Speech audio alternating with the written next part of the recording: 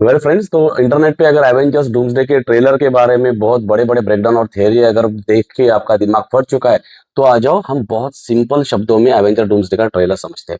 Basically जैसा Thanos ने Avengers end game में आपने देखा कि थैनोस ट्राई कर रहा था कि एक नई दुनिया बनाने का, जहाँ पे वो अपने हिसाब से जो भी सिविलाइजेशन हो वो उसको वहाँ उसके अपने हिसाब से वो तैयार करे।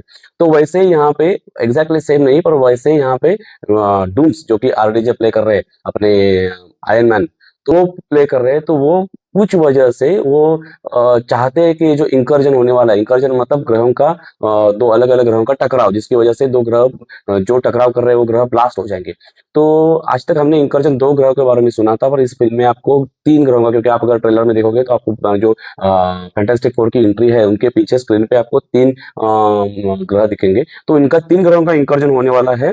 और जहाँ पे अपने सब सुपर हीरो लगे पड़े हैं कि उनको ये बचाना है, वहां पे डूम्स चाहते हैं कि ये हो जाए। और फिर इसके पीछे भी कुछ रीजन है, और फिर वो अपना खुद का एक नया ग्रह तैयार करे, जिसमें वो खुद लाइक अ गॉड, वो वहां बैठ के वो अपना अपनी हुकूमत चला सके और अपने हिसाब से दुनिया चला सके। ये ओवरऑल थियरी है, देखो। और अपने सुपर हीरोज को, डूम्स को रोकना है, बहुत सिंपल है। तो अभी सुपर हीरो में यहाँ पे लीड कर रहे हैं थॉर। तो थॉर सब सुपर हीरोज को इकट्ठा कर रहे हैं। तो जहां तक दिख रहा है ट्रेलर में, ये मूवी होने वाली है जैसे इन्फिनिटी वॉर थी, वैसे ये मूवी होने वाली है कि जिसमें सब लोग इकट्ठा होने में जो डिफिकल्टीज आ रही है वो डिफिकल्टीज दिखाई जाएगी। और एट लास्ट सब एक एक साथ आके डूम्स के अगेंस्ट फाइट करेंगे। पर जैसे इन्फिनिटी वॉर में थैनोस का कोई कुछ बिगाड़ नहीं पाया था, वैसे भी यहाँ भी डूम्स का कोई कुछ बिगाड़ नहीं पाएगा। और थैनोस के मुकाबले डूम्स अगर आप देखोगे तो ये बहुत ज्यादा स्ट्रांग दिखाया है, अगर आपने कॉमिक्स वगैरह पढ़े हैं तो। और फिर इसके आगे फिर शायद नेक्स्ट पार्ट में वो डूम्स को हरा पाएंगे, वो दिखाएंगे। तो ओवरऑल यहाँ पे देखोगे ना, तो थॉर भाई ने लीड लिया है। और वो पुराने एवेंजर्स जिसमें खुद थॉर है, लोकी है, और जो मेन इंटरेस्टिंग फैक्टर है जो कि स्टीव रॉजर्स की एंट्री है इसमें। तो ये पुराने एवेंजर्स है। नए एवेंजर्स है जिसमें येलेना है, ये ब्लैक विडो की बहन, जिनका ब्लैक विडो में फाइट सीन दिखाया था, रेड गार्डियन के नॉन बायोलॉजिकल पेरेंट्स। तो येलेना है, रेड गार्डियन है, यूएस एजेंट है, घोस्ट और फाल्कन है। ये पुराने एवेंजर्स और नए एवेंजर्स हो गए। उसके बाद फैंटास्टिक फोर, जिसमें mister fantastic, invisible women, human torch और द थिंग थिंग वो जो लाल वाला पत्थर वाला आदमी। तो ये चार लोग फैंटास्टिक फोर के हैं। और फिर बचते हैं एक्स मैन, जिसमें जैसे ट्रेलर के स्टार्टिंग में भी आप देखोगे कि चार्ल्स जेवियल का जो स्कूल था जहाँ पे म्यूटेंट या फिर एक्स मैन की सब पढ़ाई की जाती थी, वो सब तबाह हो चुकी है वगैरह वगैरह। तो ये एक्स मैन, इसमें प्रोफेसर एक्स है, साइक्लॉप्स है, नाइट क्रॉलर है, गैम्बिट है।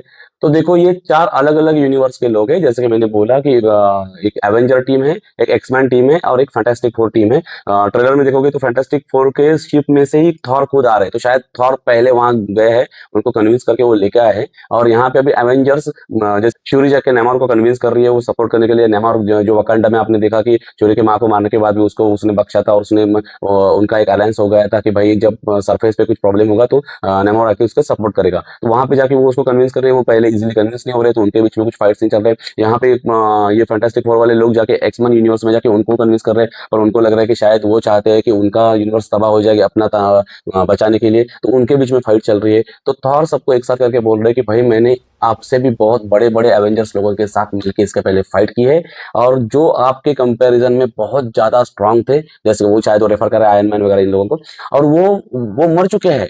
तो हम सब लोग मिला के भी उनके उनके जितने स्ट्रांग नहीं, वो खुद ही वो एक्सेप्ट करे स्टार्टिंग में कि भाई आप उतने लेवल के हो नहीं, जैसे कि पहले एवेंजर्स थे जो मर चुके हैं, आप इतने बड़े हो नहीं। फिर भी आप अगर एक साथ आओगे तो आप कुछ कर सकते हो। अदरवाइज जो आप, मैं आज तक जिस चीज को कभी मतलब घबराया नहीं था, वो मैं आज घबरा रहा हूँ। ये यानी कि वो डूम्स के बारे में बोल रहे हैं। तो फिर वो नए एवेंजर्स में फैल्कन वगैरह भी है, तो ये सबको ये बता रहे। तो बेसिकली ये फिल्म इस पे है कि सबको इकट्ठा किया जाएगा, उसमें जो ट्रबल्स आएंगे वो दिखाए जाएंगे, और बाद में डूम्स के साथ फाइट होगी। तो एक एक मुझे ऐसा लगा कि ये सब अल्टीमेटली हो क्यों रहा है, मतलब डूम्स इतना हार्टेड क्यों है। तो आप देखोगे कि अगर जो एक पोस्टर रिलीज किया गया था जहाँ पे एक लेडी एक चाइल्ड के साथ है और उसके सामने डूम्स लेके वगैरह वो बैठा है, तो थोड़ा अगर आप दिमाग लगाओगे तो मुझे ऐसा लगता है कि शायद जो Steve Rogers Avengers infinity end game में जो वो अपने पास्ट लाइफ में चले गए थे, वो एंटमैन के मशीन्स के जरिए अपने पास्ट लाइफ में चले गए थे।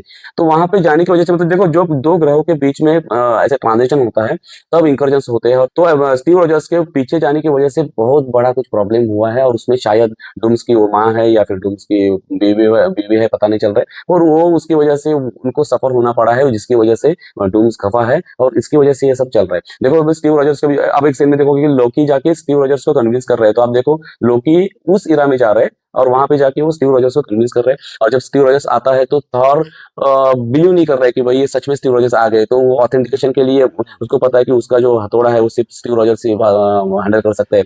तो वो उसको बोलता है और फिर स्टीव रॉजर्स उनका जो वो हथौड़ा है वो संभाल पाते हैं, तो उसको पता चलता है कि हाँ फाइनली स्टीव रॉजर्स है। तो मुझे लगता है कि बेसिकली ये सब नाटक स्टीव रॉजर्स जो वापस गए थे अपने पहले लाइफ में, उसकी वजह से ये सब नाटक हो चुका था, जिसकी वजह से डूम्स अर्थ हो गए थे और उसकी वजह से ये सब चल रहा है। तो ओवरऑल फिल्म फिल्म के ट्रेलर के बारे में अगर बात करें तो ट्रेलर देखो, एवेंजर है तो मैं क्या ही बोलूं, बहुत नेक्स्ट लेवल के वीएफएक्स दिख रहे हैं, या फिर बहुत एक्सलेंट लेवल का सिनेमाटोग्राफी है, ग्रेडिंग है, या फिर प्रेजेंटेशन है, और जो सीन्स दिखाए गए वो बहुत बढ़िया है। और मजा तब आता है जब लास्ट में थॉर, जिसने अपना हथौड़ा थानोस के छाती में घुसड़ा था, वो जब डूम्स पर अटैक करता है तो डूम्स सिर्फ 2 उंगलियों से उसका वेपन को डिस्ट्रॉय कर रहा है या फिर उसको वापस कर रहा है, तो उसको डिस्ट्रॉय कर रहा है। तो ये देख के पता चलता है कि उन्होंने दिखाने की कोशिश की भाई डूम्स कितना पावरफुल है कंपेयर टू थैनोस, तो ये दिखाने की कोशिश की। तो ओवरऑल ट्रेलर ऑसम है, और अगर आपको अच्छा लगा हो तो फटाफट जाके सब्सक्राइब करो। Thank you.